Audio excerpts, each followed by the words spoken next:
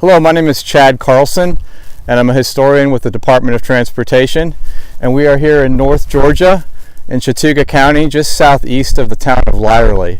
And the reason that the Department of Transportation even has historians is because of the National Historic Preservation Act of 1966. And that act says that whenever you're using federal funds for projects, particularly construction projects, you have to take into account the effects of that project on historic resources. So what I do for the department is, before I come out in the field here, I look on the computer, look at the plan sets for the proposed project, and see what historic resources are in the area using tax assessor records, topography maps, and historic aerials. And then I come out here in the field and I survey anything that's 50 years old or older that you can see from the project area. Now, this particular project, we're going to be replacing the bridge over the Chattooga River. So we're standing in the area of the bridge, and anything you can see from that bridge is fair game. Anything over 50 years old or older. I talk to the property owner, take pictures of the resources, and do research on it to determine whether those resources are significant or not historically. Now, as you can see, we have the barn here right next to the bridge replacement, so that's within the view shed of the project.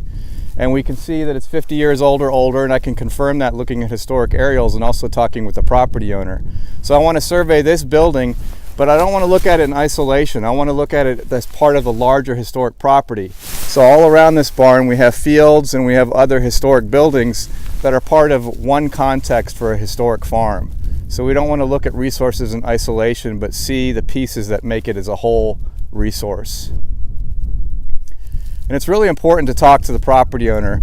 First of all, because you want to let them know what you're doing out here, and second, because they can offer clues about the history of the property that can really inform your report. Once we come up with our report and have our photographs together, we send that report to the State Historic Preservation Office in downtown Atlanta, and they determine whether this property is significant or not in terms of whether it's eligible for the National Register of Historic Places. As a historian, I make that recommendation, and then the State Historic Preservation Office reviews that report, and then they either concur or they can disagree with that recommendation, but they are the final decision maker about whether historic property is significant or not, and again, eligible for the National Register of Historic Places.